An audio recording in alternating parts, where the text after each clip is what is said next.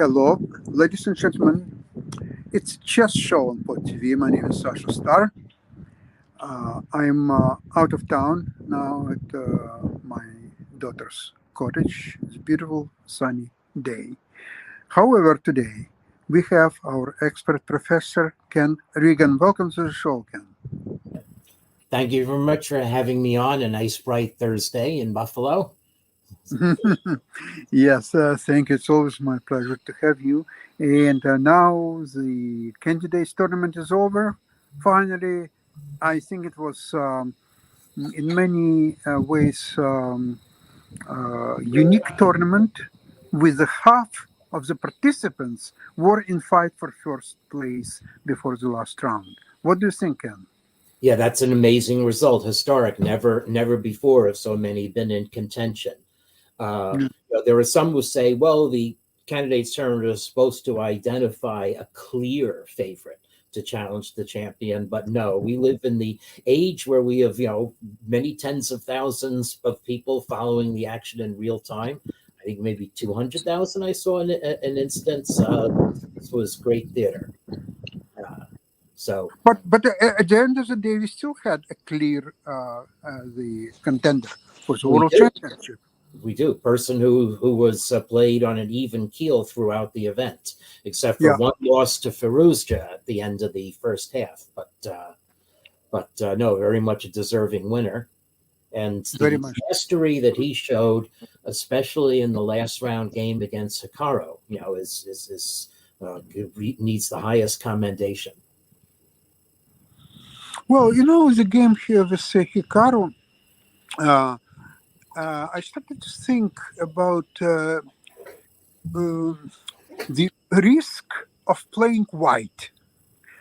It's always considered that black is always risking much more than white. But I figured out that on e4, black equalizes e5, and then either Petrov defense or Berlin, and how you can play for a win. Okay, I mean, you can try, but it's not very good situation you're in. And if you play g4, Gukesh now demonstrated where g4 fails.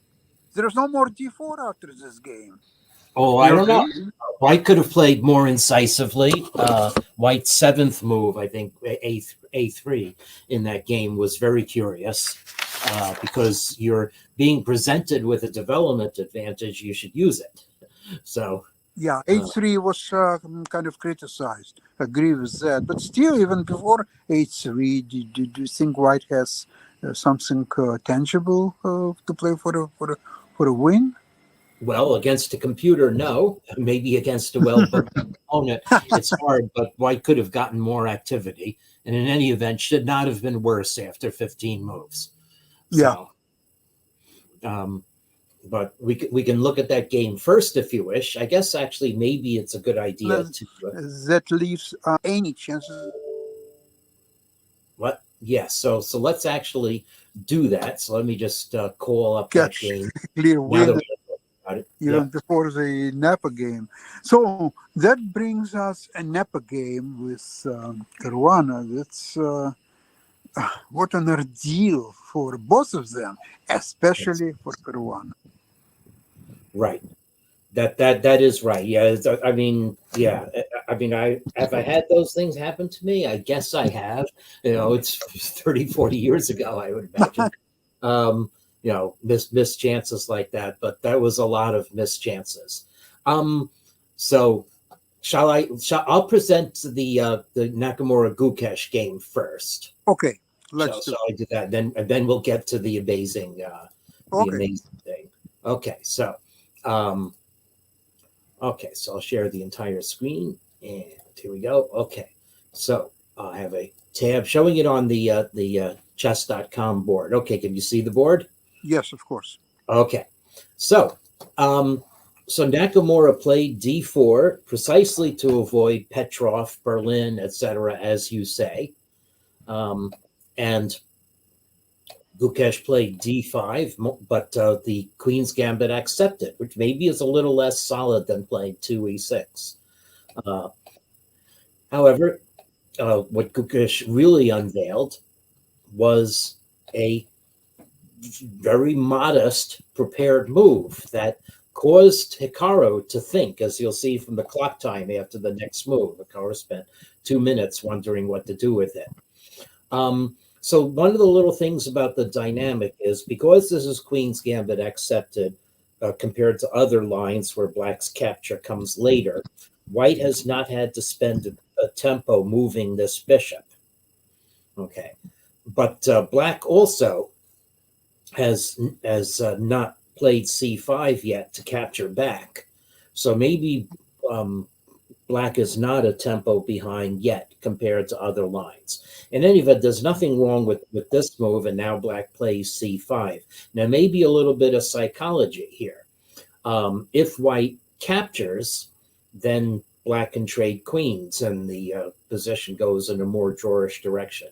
Anyway, there are several moves that White can play. One is to spend a tempo playing e4. You've achieved this, and you have a little bit more central space.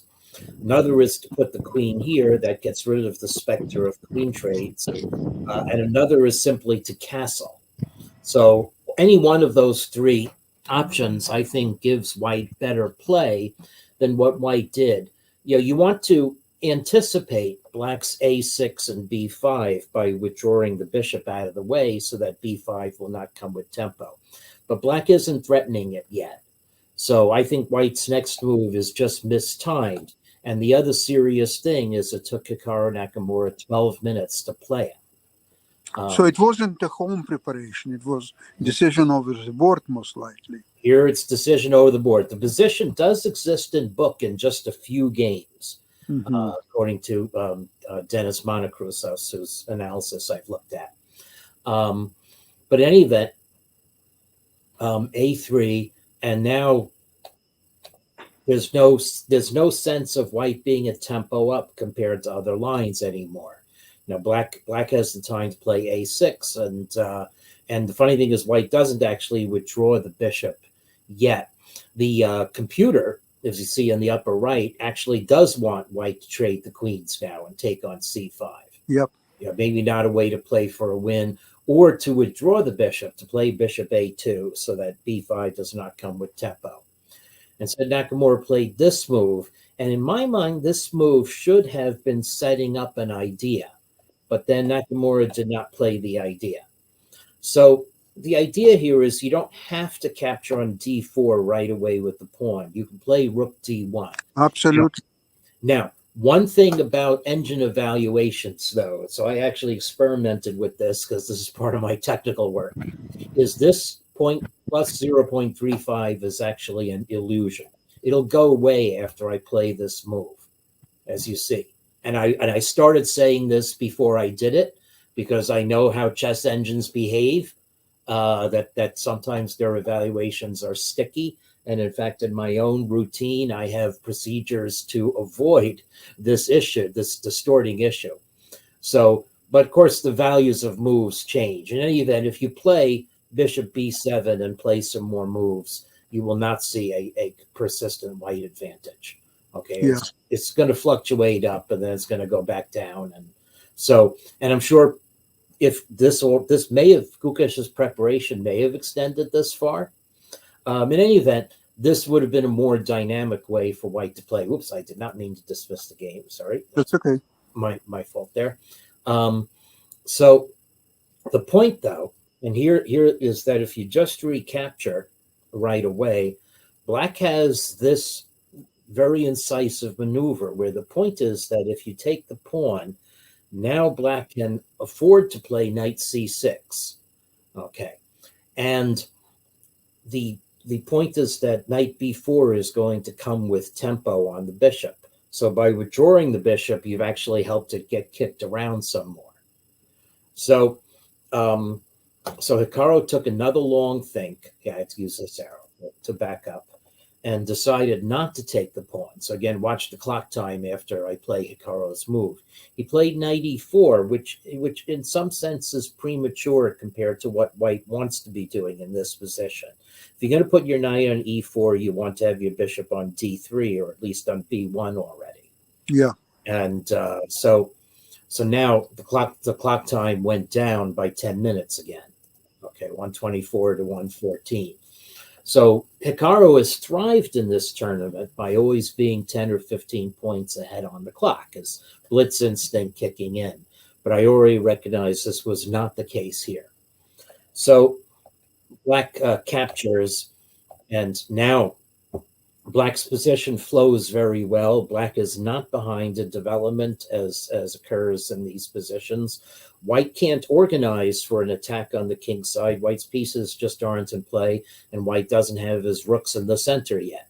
So this is already completely fine for White, and in fact, the computer already accurately sees that White is a little worse. Bishop d2 is a very milquetoast move. And isolated pawn on d4. What? Isolated pawn on d4. Right, and White cannot get anything together in the space of moves that it will take Black to solidify the d5 square.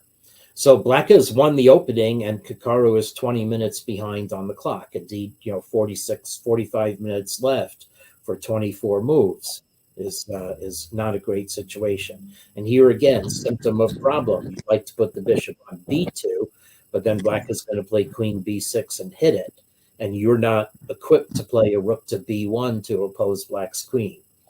So here Black is very solid, and in other lines you would have an attack on Black's queen. Now on Black's king side, but you don't. Hikaru tries to attack the queen side, but this is very nicely judged by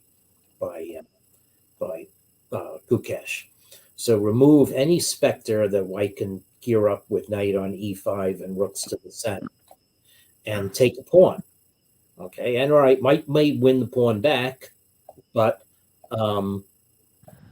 okay, so White goes here, but Black will gain some tempi, and generally speaking, at the very least, Black should be able to achieve a bishop of opposite colors position. Now, in fact, if White takes the pawn, so we have to bishop c5. If White just blithely goes and takes the pawn, whether the queen or the bishop, the queen looks a little better, then in fact Black gets a very strong attack on the king side. And there are some wonderful sacrificial lines that could be explored here, where Black sacrifices two pieces and White's king goes walking to e4 or e5. I'm not sure if I can recreate them. Let me see if I see any of them happening in the engine analysis. Yeah, here it is. Let's see, maybe this line here. No, this line is just normal for Black. Okay. All right. At any rate, so after bishop c5, White has to circle the wagons a little bit. So Hikaru played the best defensive move, shoring up the f2 square, and Black played b5, moving the pawn. And now Hikaru decided, well, White's only chance to play for a win is to play on a pawn down with the advantage of the two bishops, with the understanding that if White were to win Black's a pawn, then the passed a pawn would be a very strong advantage in the position. But at the very least, Black can get set up a position where the win of the a pawn would be accomplished by trading the White dark squared bishop for Black's knight, leaving bishops of opposite colors. But Black doesn't even have to give that away. Black can actually just take over the strong square a4. White is not able to attack. Now, if Black were playing for a win, and in fact, if Gukesh had taken a look at Caruana's game against Nepo at this point and decided, well, maybe I can avoid a playoff. Look, I'm still 13 minutes ahead on the clock.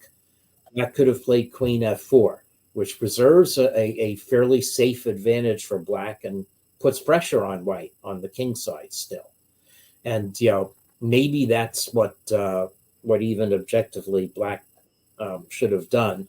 But who can fault playing a safe position of one ahead? And this clinches at least a tie. So the point is, White is two bishops, but they're not particularly active and black's knight has a completely solid square in the center of the board. There are no targets. There are no targets, in and black's now that white felt the need to do this, black is going to be able to anchor on b4. So setting up at the very worst the bishop swap of color situation if white captures black's knight. But white can't even have a prayer of attacking black's a pawn. So the only thing Hikaru tried to do was try to increase the vigor of the bishops. But here we go. We're getting opposite colors of color bishops, and white won a pawn back, but big whoop. Black is still able to make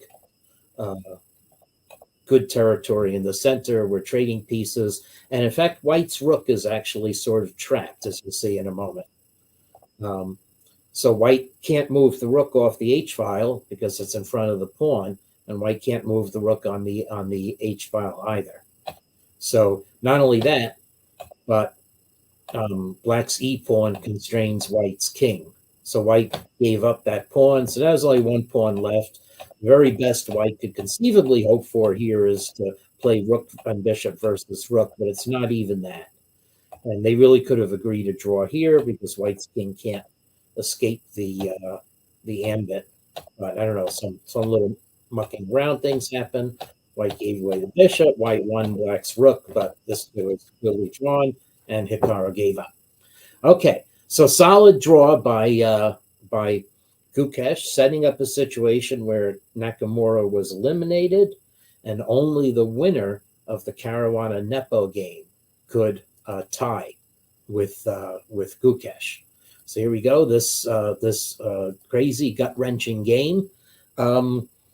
Let's take a look at it. Okay. Any question about the other game?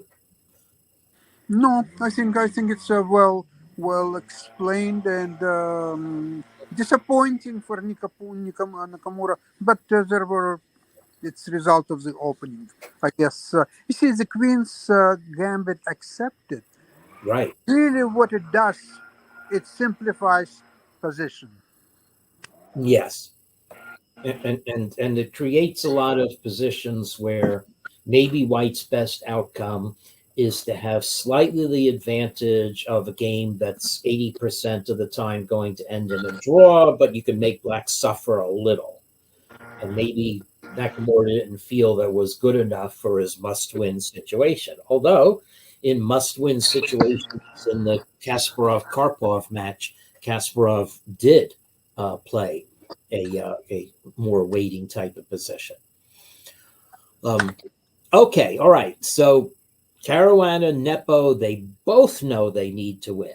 So you get a queen pawn game, but very much a different kind of opening. I have to commend both players for playing the way they did over the next 10 moves of what otherwise could have been a sterile exchange Queen's Gambit.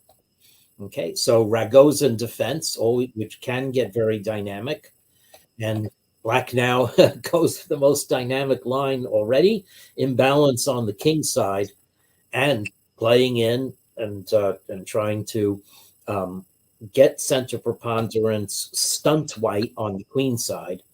But here we go. This is already bayonets fixed, charge ahead. Okay, so white. So black has the advantage of the two bishops. White has a better center pawn mass, as will come out in the game. Okay, so all right, so black solidifies a bit. The white's king is castled queenside. Black can't really castle kingside, but black isn't close to castling queenside either. So black develops his last minor piece, but action about to come, and here it is. Now, so here, I think, yeah, the player, this is the move actually that is the novelty.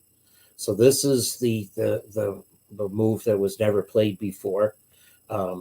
It's a good move to try to take over the center and obviously try to open lines. White also, I guess, could have considered e4. Let me just ask the computer why e4 is bad, because it's such a natural looking move. And the answer actually is black can just capture and get active with queen a5. So, so f4 impedes black's queen a little bit by saying either you've got to clarify the center, or I'm going to take your g pawn. Okay, so so capturing on f4 is what black should do, either this or the next move, for a very subtle reason. Anyway, black played here, and now, in my mind, nothing could be more natural than developing the knight. I mean, yes, it gets a question mark from chess.com and the computer, but we're playing original chess here. So it turns out that one of the positional issues here is it important for white to preserve his light squared bishop, which is the good bishop, and white has traded off the bad bishop. But black's bishop on g4 is important glue for guarding the weak squares on f5, the pawn on h5. So it turns out it is actually more important to force the trade of black's gluing piece. Then black has no minor defending the squares on the king side and center. So so this would give white a fairly substantial advantage, enough that black should rethink the opening. But hey, it's dynamic chess.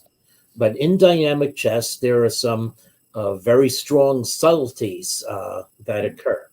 So one of the subtleties is that black should have thrown in this trade of pawns. Okay, for two reasons. One, white is best advised to take with the e pawn, and then white can't play e4 as in the game. Well, you think it would be more natural to take with the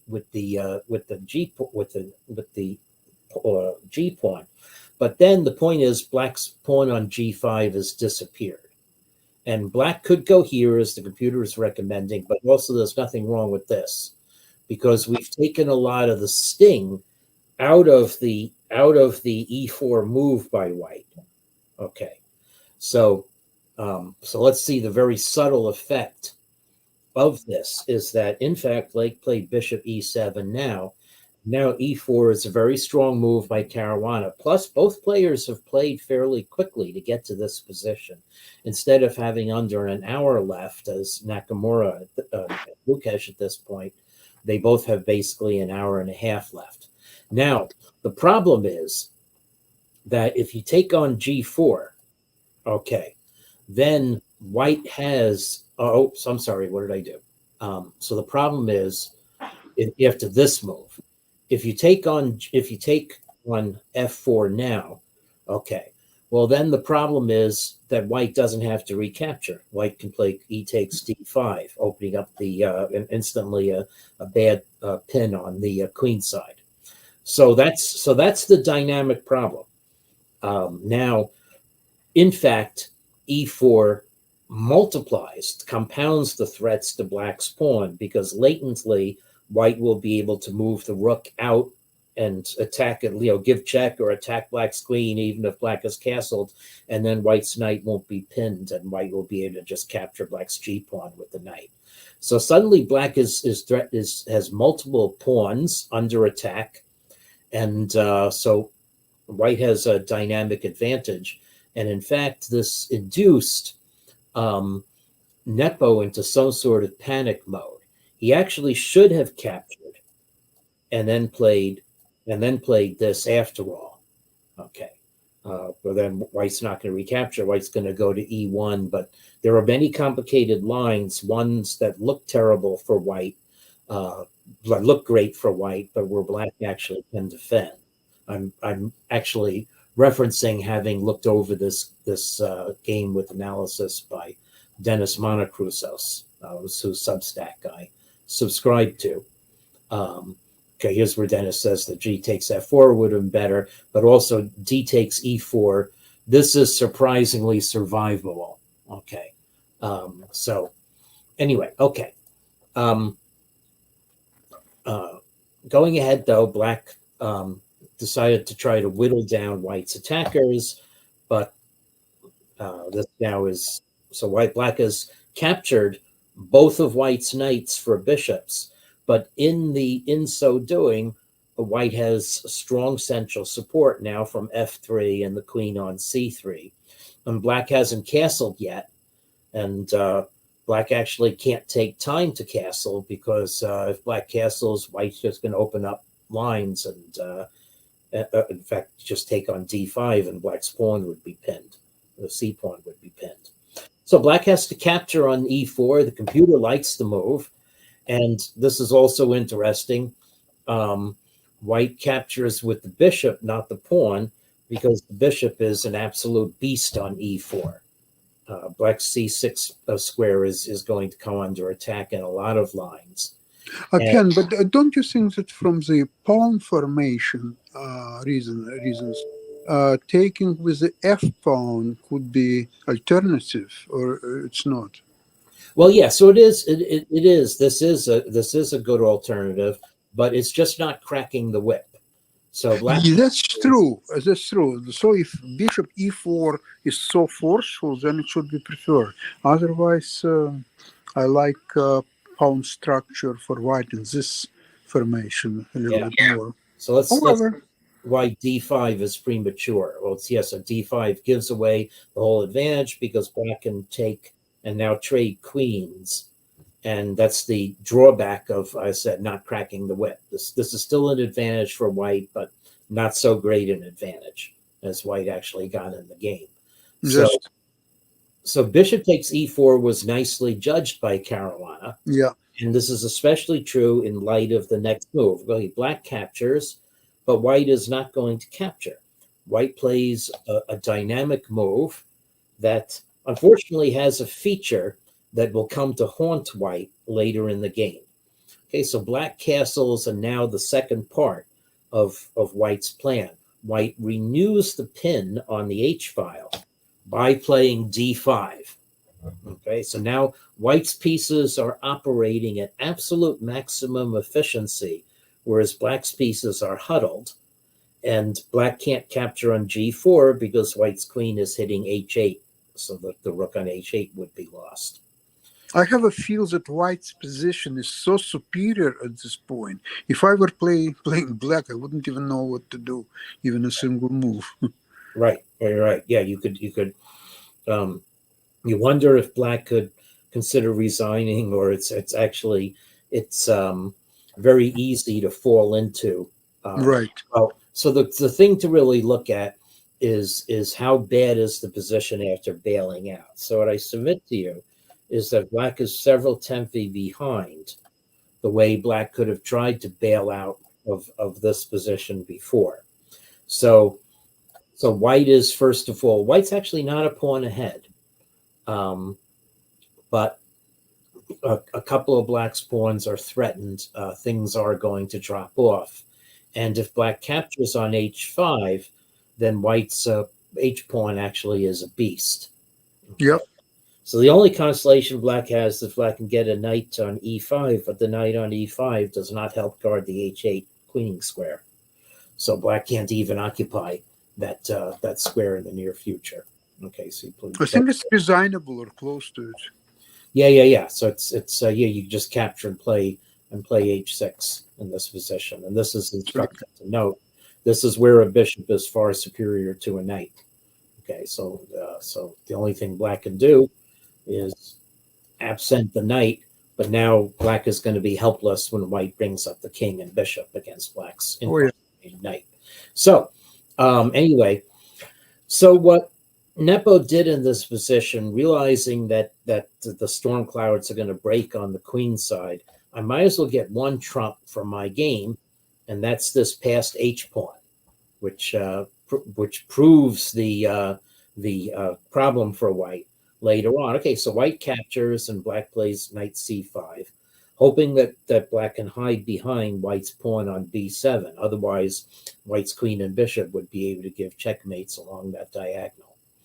So white gave a check, and now Caruana starts making some very well-judged moves. So number one well-judged move is that actually I don't have to rush and take this pawn or play rook d7 or any trade rooks or anything else. I just want to increase the potential energy of my position. So king b1, now there are no checks from the knight or from black's queen, and white's bishop guards that diagonal. And black really is helpless in this position. Well, so the only thing that the computer can suggest for black is to trade a pair of rooks and play rook e8. Okay. And then, it's still a game, but white can win a pawn in various ways. White can attack black's knight. White has more of an attack on black's king side. Well, he'd still be playing, of course. So Nepo understandably played b5, but misjudged the tactics in this position. And what's really weird, I mean, this is a case Caruana played a great move, but it turns out that this could be even a better move, because the point is very mysterious here. The point is that white is going to take over the c7 square by forcing black's knight to move. Okay. And if you try to occupy c7 with the king, then white's going to take over the e5 square and give mate. So it turns out bishop d7, black can't take it because c7 check happens, is a great move, but there was nothing wrong with Caruana's move either. Once again, exploiting the fact that white's queen is hitting h8. So this is, brilliant move. And if black captures the rook, okay, then surprisingly, it's d7 check. And we are going to have white's queen and bishop raking the diagonal after all. So take, I know the computer wants to promote to a knight, and just promote to a queen. And bishop e4 check. And now it's going to be mate on the diagonal with queen c6 next. So this would be a fitting end to the game here.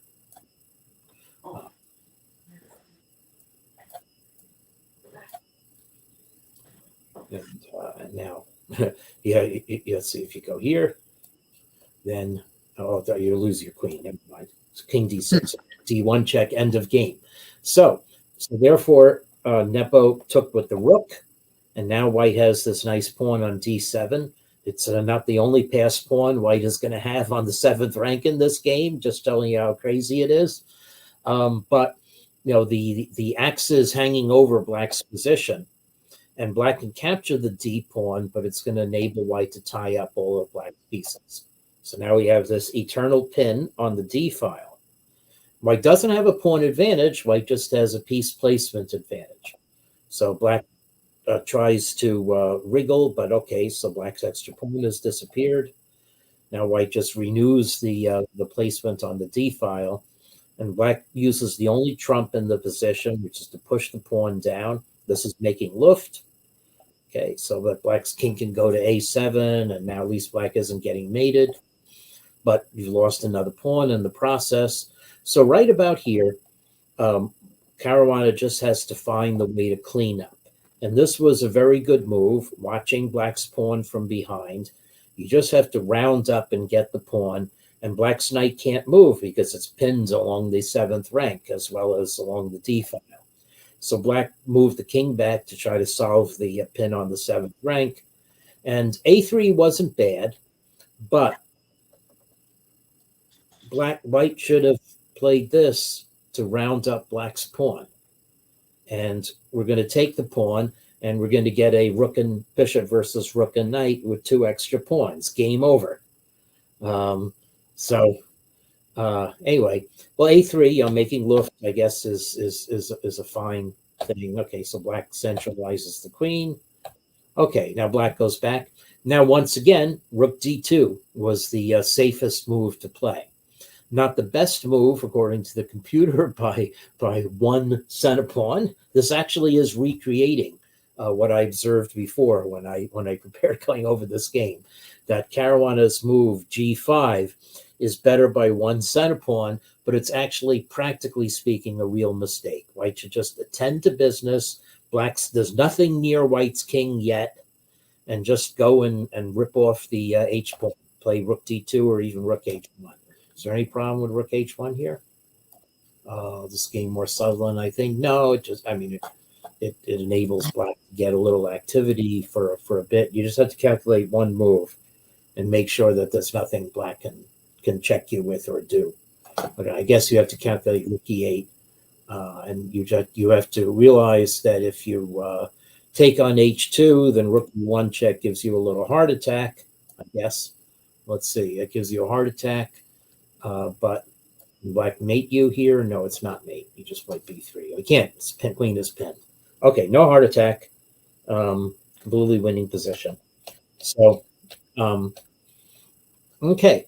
So this is, and so, but Caruana was down to 2 minutes, but I don't know if you've played Title Tuesdays, 2 minutes is not a lot of blitz chess. Anyway, white played the best move, but this also enables Nepo to keep his trumps in place for a while. Okay, so now white goes to round up the pawn, but here, if white captures the pawn, it'll be only 1 point advantage in the position. So what Caruana should do is just, take a deep breath. You have 50 seconds and play the bishop back to c2. And there's once again nothing super exciting that black can do. I guess black can play. No, black can't even play there. It's hanging b4 with check. So you'll just be able to play rook h2 on the next move. Just have to make sure that black's rook g5, black can be punished. Maybe it takes, well, let's see, knight d7. It takes h2, and how do we punish rook g5? That's the kind of ghost that Caruana may be looking at. Oh, the answer is you just take it, and you're going to go queen d8 check and win black's knight. Okay, maybe that's a little subtle. At any rate, that's not what Caruana did. Caruana played this move, trying to gain a tempo at move 39 so that you can make turn 40, but it allows the Valkyries. Also important, because Caruana's clock is showing 34. Oh, no, there wasn't an increment. Yeah, so the men were playing without increment until turn 40. So Caruana really had 34 seconds left, and here comes black's counterplay.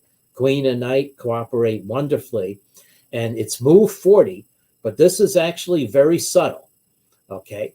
So thinking of this by yourself, I want to get out of checks. Simplest way to get out of check is to play king to the corner. If black checks with the knight, then king a2 and no more checks. But in fact, it's a mistake. What white should do is play this way, and this seems bad. It allows a check with the queen and knight coordinated. Okay, but then white can play this, and even though you're setting yourself up for other checks and discovered checks, you've caused black's knight to go to a square where the lines are not open, so that if black plays queen a7 check, now king a2 works with black's knight on b3. So the very subtle and unfortunate point is that if with black's knight still on c5, now queen c2 suddenly puts white in jail, because you're guarding h2, and black has the latent threat of knight b3 check, knight c1 check with perpetual. Okay, so it's in fact very difficult for white even to be able to play on to get winning chances in this position. So the computer wants white to play king a2, but that just repeats the position. So again, you have to take computer evals with a grain of salt. There's this hash table stickiness that they have. So Caruana found the best way to try to play on, which is queen g8 check. Whoops, where am I? Here, queen g8 check. Okay, and now king a2, preventing the knight check, but now a4, tamping down, and now white's f pawn. This is white's source of counterplay against black's clamp. And now here, very difficult, black could have made white's win almost impossible by playing king a6. But you might avoid doing this because this allows white to bring black's king out into the open. But in fact, as this is analyzed, black's clamp is complete. White can't attack, can't prevent black from setting up a position. However, Well, Nepo did the natural thing, which is to set up the threat of knight c1 check and perpetual right away. The only problem is that now white does have an effective counter to it. Because black's king is in checking range on the 7th rank, white is able to play queen c3, and now c1 is guarded, and that prevents the perpetual. Okay, so now Caruana is winning again, but this is still incredibly tough. Okay, so in fact, we're going to see a position where in order to keep the advantage, white has to find some very difficult moves.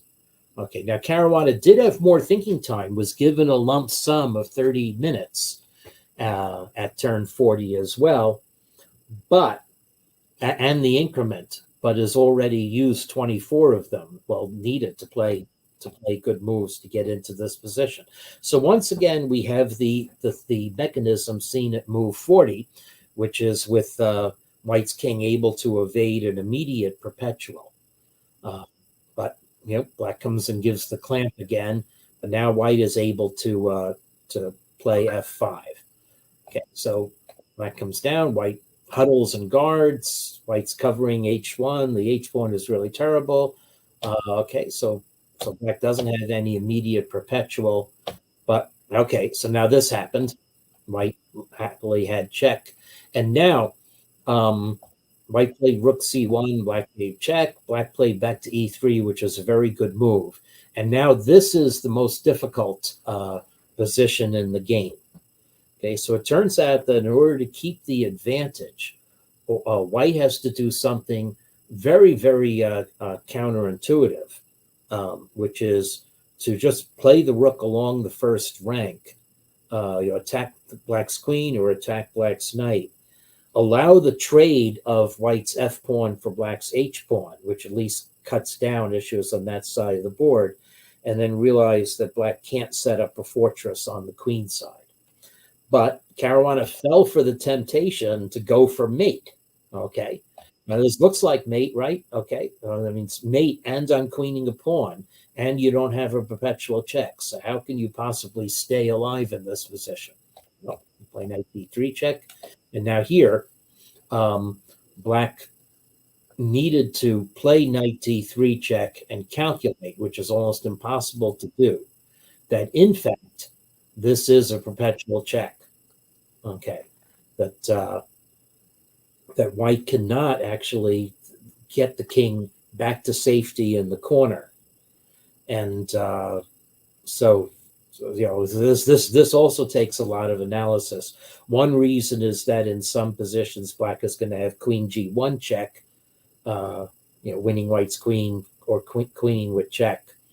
And in other cases, white. So this requires a lot of analysis. And generally speaking, white cannot interpose the queen on e4 in response to a check because the trade of queens and black will queen with check.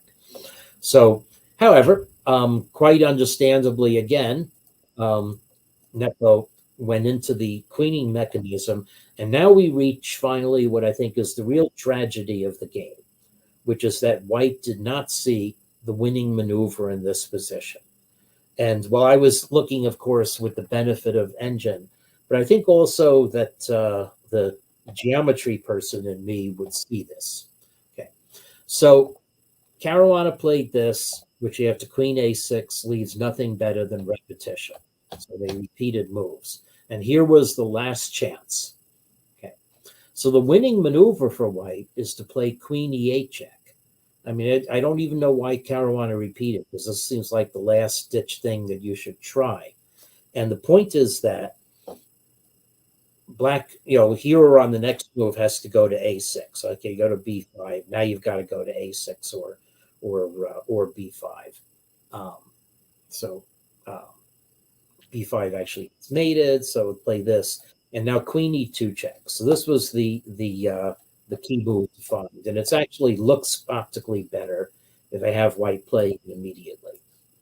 So this is the key line, and the point is that black can't play b5. Okay, Okay, so black can't play b5. I thought the knight would hang, but it's actually that, yeah, we'll see how maybe tricky with this. You play this, and now black can't go king b7 because the pawn hangs. Okay, black can't go king a5 because it's mate with queen e1 check. And after this, then it's checkmate this way. But does this seem obvious? Even this is not so obvious, I must admit. Queen e8 check, queen b6, and then queen g3 check. Okay, we round up the pawn. Okay, so finally, it's very clear why this is winning. We round up the pawn and we don't lose our rook because we're able to make a queen. Or let's see. Wait, actually, queen. Let's see how really difficult is this? Please, here. Why don't I just take the pawn? Queen h2 wins. It just leaves a position that white still has to convert. So that's what I would do. But the computer sees a really slimy move, queen e6 in this position. I don't know. Would I have the balls to play that? I don't think so. Anyway, okay. Anyway, so the other thing that black can do is play knight to d3, but now that takes a lot of the dynamism out of black's position. And it turns out that white can just capture on h2, or even more sadistically, you can just make a queen, and you're winning black's knight with check. Okay, so, well, okay, wait a second. I spoke too soon. Black plays this, and black makes a queen with check. So I guess you have to analyze a position with pairs of queens on the board. Well, okay, life is exciting, but at least black doesn't have any more checks. So let's see, queen d e4. Will you trade a pair of queens? And okay, queen d4. What on earth is happening in this position? Well, oh, I see. If I trade a pair of queens, am I getting mated? Wow, what is going on here? Okay. All right. So I have to admit this is also a little freakier than I thought. Okay. Well, anyway, Caruana played queen c6 check, and now it's a threefold repetition if white plays queen a8 check. So Caruana found the only way to keep the game alive, but it doesn't really keep the game alive. Now Caruana plays queen e8 check, repeats moves, and then queen e4. Rook e4, and now the tragedy is that okay, so white has gives some checks and eventually realize you have to play this endgame. And now I'm going to show you finally the real tragedy of this endgame. White is up a pawn, but you might think, okay, what's white's one hope in this position? To win the pawn, right? And to have queen and two pawns against a queen, surely that's winning, like it would be with rooks on the board. Well, no, it's not. So this is the end game with a six-piece table bases, where black's b pawn is off the board. And in fact, very surprising fact, queens and edge pawn and g pawn, or edge pawn and b pawn, is a generic draw. A general position with this setup is a table-based draw, because white's king does not have enough maneuver to hide around the left or right side of the pawns. So in fact, there wasn't even hope that way. So given that that's the case, I'm not even going to play through the remaining moves of the game. This was a stone cold to draw. This can possibly be imagined, or I will play through the remaining moves of the game. I'm not going to comment on it, is what I mean. And finally, Caruana gave up his winning tries, and they agreed to a draw. And there was a very interesting bit of sportsmanship in the final exchange. Nepo said, "I'm sorry, for putting up the defense that denied Caruana his chance to make the playoff." And Caruana instantly replied, "My fault. It was my fault." So that ends the drama of the candidates tournament. We've completely passed over the relative lack of drama In the women's side, there could have been a playoff if Lei Ting-jae had won while Zhang Yitan had lost, but both games went the opposite direction very quickly. And in fact, Zhang Yitan could have won the game if she didn't just go for a clinching draw. So the one due that I have time to play the women is that they played 80 points. They played more than 100 points above their official ELO average rating and 80 points above my adjustment of their average ratings, getting a better example of Vaishali's true strength in particular. So they played 80 points above. The men played 45 points below, but a lot of that owed to Vidit playing 450 points below his rating in the second half.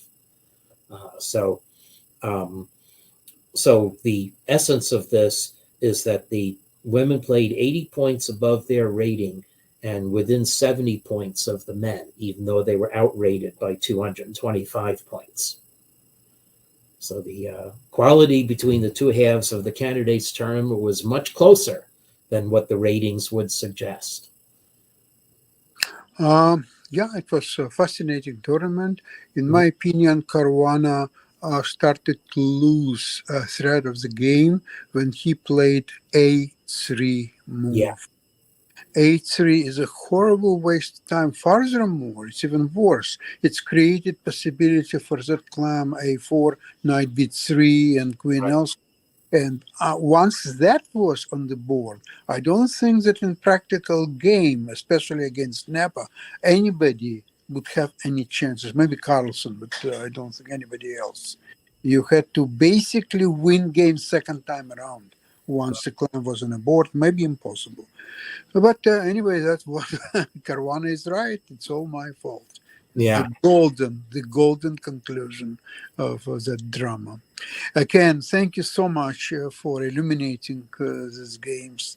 And have a great weekend, and we'll see you next week. Same place, same. Okay. Bye-bye. Thank you. Bye-bye. Bye-bye.